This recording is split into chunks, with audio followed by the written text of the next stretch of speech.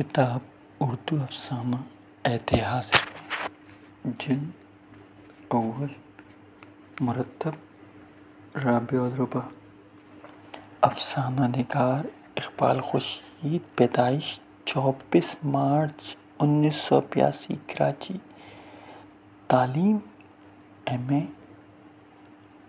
मास communication Karachi university. Afsana एक call centre agent की सरगश्त। उसकी मौत के 3 रोज़ बाद यकदम इस एहसास ने आन घेरा कि मैं उससे मोहब्बत करता हूँ। मैं उस एहसास से जूझने लगा और यूं ही से नेस्ती का आगाज़ शुरू हुआ। बदकिस्मती किसी कीमियाई अमल के दौरान जन्म लेने वाले हादसात की मानंद होती है, जिससे मज़ीद हादसात फूट पड़ते हैं और यूं एक ज़ंजीरी अमल शुरू हो जाता है। और मेरे साथ भी कुछ ऐसा ही हुआ। उसे भुलाने की कोशिश जितनी करता उतनी शिद्दत से उसकी यादें यलगार कर देती और बेबसी की रज़ील कैफियत में मैं बिस्तर पर गिर जाता। वो खौफज़दा थी, बस यही उसकी कुल दास्तान है। वो खौफज़दा थी कहीं वो मुझे मोहब्बत के शिकंजे में ना आ जाए। उस खौफ के सबब हर गुज़रते पल के साथ शिकंजा कसता गया। मेरी उससे पहली मुलाकात शहर के गुंजान इलाके में खड़ी एक बोसीदा इमारत की 9वीं मंजिल पर मौजूद 4 तारीख कमरों पर मुश्तमिल एक कॉल सेंटर में हुई। वो नई ज़रूर थी, ताहम एतमाद की रोशनी चेहरे पर बिखेरे थी। कई रोज़ बाद मुझे पता चला इस रोशनी के उसूल के लिए उसने मुस्बत खुद कलामी की मतवातर मशक़ की थी। माशी मसाइल से निबट असमा होने के लिए BA पास जरनाब को मुलाज़मत करने का फ़ैसला करना पड़ा। मुतवस्सित तबक़े की दीगर लड़कियों की तरह उसके लिए भी फ़ैसला आसान नहीं था, लेकिन मसाइल बहुत ज़ालिम होते हैं, इंसान को मजबूर कर देते हैं वो सब कुछ करने के लिए जो वो नहीं करना चाहता।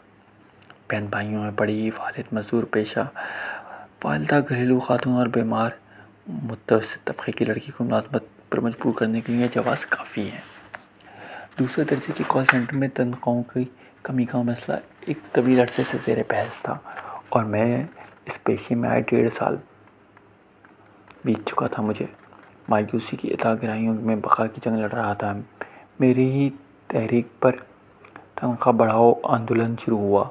ख़वातीन की नुमाइंदगी आंटी रहमान कर रही थी, जो कस्टमर की कॉल्स के दौरान आने वाले मुख्तसर वक्फ़ों में पब्लिक सर्विस कमीशन के इम्तिहान की तैयारी में मसरूफ़ रहती, ताकि इस मुलाज़मत से निजात हासिल करके किसी कॉलेज में लेक्चरर लग सकें।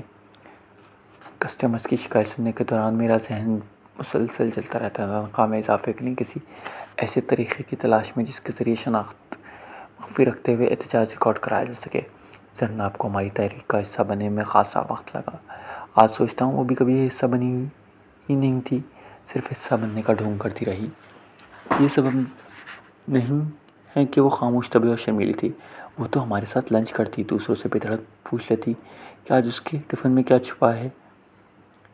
यही नहीं बल्कि खाने के दौरान हाथ बढ़ाकर दूसरों की प्लेट में अपने वाला भी डबो देती।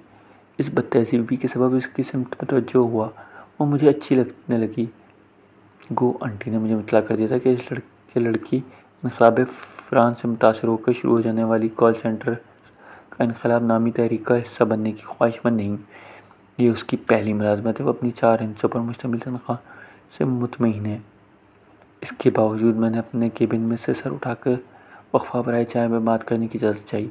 आज सोचता हूँ मैं भी कभी उसे तनख्वाह बढ़ाओ आंदोलन का हिस्सा बनाने के लिए संजीदा नहीं था।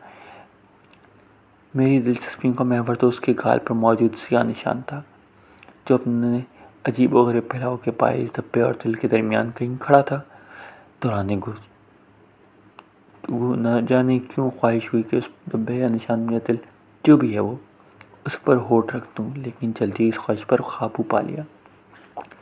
वक्फ़ा बराए चाय के बाद मुतमईन था कि इससे मज़ीद बात करने का जवाज़ आ गया।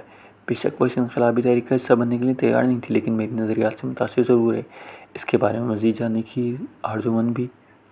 एक और वक्फ़ा बराए चाय में मैं इसे बताया कि हमारी तहरीक इस कॉल सेंटर तक महदूद नहीं, इनकलाब के बाद दीगर कॉल सेंटर भी आज़ादी के सुर्ख झंडे तले आ जाएंगे। कॉल सेंटर पर बैठकर कॉल सुनने वाले ही अब आमदनी के मालिक होंगे। यूं ही जो बोएगा वही काटेगा जज्बात की रूह में मैं इसके सामने नारा लगा बैठा। वो मुतासिर नज़र आ रही थी। मैंने वादा किया मैं उसे कम्युनिस्ट पार्टी का मैनिफेस्टो पढ़ने के लिए दूंगा। यूं मई किस्मत मेरी। जिस दोस्त के पास किसी ज़माने में किताब थी वो अब दूसरे शहर में जा बसा था। जाने से पहले तमाम तर किताबें एक कबाड़ी को सस्ते दामों में बेच गया। यूँ वो बेचारी अपनी ज़िंदगी में कम्युनिस्ट पार्टी का मंशूर नहीं पढ़ सकी। उसे आए 5 माह गुजर चुके थे। इस अरसे में हमारी तारीख तकरीबन दम तोड़ चुकी थी। हमारे मुतालबात तस्लीम किए जाने के सबब नहीं बल्कि लीडरों के बिकने की वजह से आंटी की और मेरी तनख्वाह में मामूली इजाफा करके मुँह बंद करा दिया गया। यूँ एक सा इनकलाब जो कॉल सेंटर इंडस्ट्री की किस्मत बदल सकता था चंद ज़मीर फरोशी के बायस सबूताश हो गया। जरनाब और मेरे दरमियान फ़ैसला कम होता गया। बड़े ही फिल्मी अंदाज में वो मेरे क़रीब आ गई। जब हम एक दूसरे की हिद्दत को महसूस कर सकते थे। मैंने एक शरीफ नौजवान की हैसियत से उससे हकीकत से आगाह किया कि जो ख्वाब वो देख रही है इसकी ताबीर नामुमकिन के ज़माने में आती है। उसकी आंखों में आंसू थे। मैंने इंसानी हमदर्दी के तहत उसका शाना दबाया। उसने मेरे सीने पर सर रख दिया। अंदर हलचल ज़रूर हुई ताहम मैंने फिल्मी अंदाज से उसे खुद से जुदा करते हुए संभलने की नसीहत की। सोचता हूँ ये सब उस शरीफ सरकारी मुलाजिम के खून का असर है जो मुझे अपना बेटा कहता है। इस वजह से अपनी मोहब्बत में गिरफ्तार कबूल सूरत लड़की से जो दूसरों की प्लेटों में भी एक साथ दिलचस्पी लेती थी जिस्मानी ताल्लुक़ कायम नहीं कर सका। शरीफ ज़्यादा होना किसी अजाब से कम नहीं। 4 कमरों के उस खस्ता हाल फ्लैट में खबर गर्दिश करने लगी।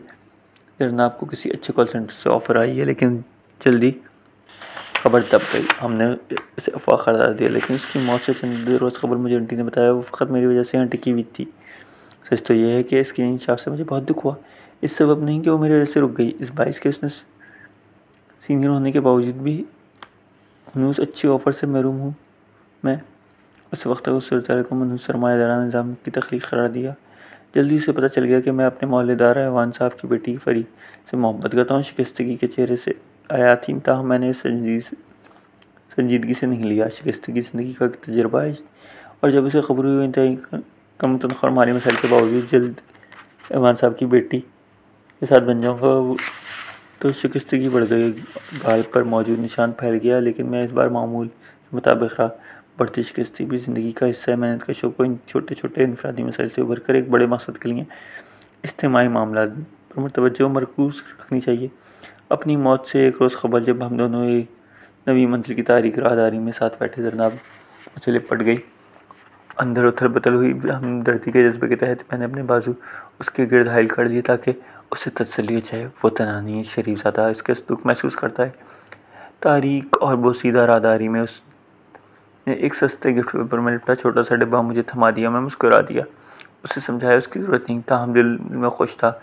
घर आकर जब वो डिब्बा खोल रहा था मुस्कुराता और शर्मिंदगी तसाबी कैफियत ने मुझे घेर लिया। उसमें जरनाब के पूरे महीने की तनख्वाह थी साथ एक तहनी कार्ड जिस पर नए नए रिश्ते का तोहफा लिखा था। मैं मुस्कुरा दिया। सोचा कल इसे पैसे लौटा दूंगा और इसने ज़िद की तो इससे रकम का एक चौथाई रख लूँगा। ये अमर बहुत सौ के लिए बाइस से हैरत था कि जरनाब अब दुनिया में नहीं रही। मैं भी हैरान होने वालों में शामिल था। खबर की तलाश में मामला कुरेदा किया। एक घिसा पिटा अलमिया हमारे सामने आया। कल रात उसके पेट के दाएं हिस्से में शदीद दर्द उठा। टैक्सी में डालकर उसे करीबी क्लिनिक के लिए पहुँचाया गया। डॉक्टर ने अपेंडिक्स का दर्द करार देते हुए अस्पताल का रुख करने का मशवरा दिया। उसके घर वाले ने ना खानदार और सादा निकले। एक मशहूर प्राइवेट अस्पताल आ पहुँचे। पैसे थे नहीं भला और नेक दिल अस्पताल वालों का जिन्होंने अपने फ़ंड से ऑपरेशन का फैसला किया। कागज़ी कार्रवाई पूरी होते हुए जरनाब तब तोड़ गई। वाक़ई इतना सादा और हकीकी था कि भोंडा मालूम पड़ा। हम अफसरदा थे ताहम कोई रोया नहीं। आंटी उसके घर जाना चाहती थी लेकिन मसरूफियात के बायस कोई साथ देने को तैयार नहीं था। सो वो भी ताज़ियत के फैसले से 10 बरतारी हो गई। मैं बुझा कर लौटा। इस रोज़ मेरे मुतख्खर सास ससुर के घर आमदम के और मैं मुस्तकबिल की मसरतों के लिए सब कुछ भूल गया। सूरज गरूब हुआ। यूँ जरनाब की मौत एक रोज़ गुजरा में पहले जैसा था कोई तब्दील नहीं हुआ। फिर दूसरा दिन मैंने मामूल के मुताबिक दफ्तर का काम निपटाया और दोस्ताना अंदाज में अपने बॉस को धमकाया। जल्द मेरी शादी होने वाली है। मेरी तनख्वाह में खातिर ख्वाह इजाफा की बात संजीदगी से सोची जाए। आंटी रहमान सलेमान भाई और कामरेड गफूर के बाद मैं ही सबसे सीनियर हूँ। घर लौटा, अगली सुबह के लिए चंद प्रोग्राम तरतीब दिए और फिर इस नतीजे वाले दिन बेदार हुआ है। छुट्टी का फैसला किया और शॉपिंग के घर से निकल गया। न जाने क्यों मेरी नज़र एक महंगे सूट पर अटक गई। मेरी जेब में कुछ पैसे थे, इस बात से ख़त्म नज़र ये रकम क्यों कर मुझ तक पहुँची। मैंने वो सूट ख़रीद लिया। घर आकर उसे जेब किया। वो आईने के सामने जा खड़ा हुआ। अचानक मुझे हलचल का वो एहसास हुआ जो आगोश में लेते हुए समय था, और अचानक सब कुछ उथल पुथल हो गया। मैंने घबराहट के तेज़ रूम में लिबास तन से जुदा किया और बत्ती बुझा कर लेट गया। लेकिन जल्दी घबराहट ने वहशत की चीख इख्तियार कर ली। लेकिन दफ्तर एहसास हुआ मुझे जरनाब से शदीद मोहब्बत थी। मैं उस ख्याल से जूझने की कोशिश की, लेकिन वह गज़ल पर के साथ कभी होता गया। बदकिस्मती से कीमियाई अमल के दौरान जन्म लेने वाले हादसात की मानंद होते हैं, जिनसे मज़ीद हादसात फूटते हैं।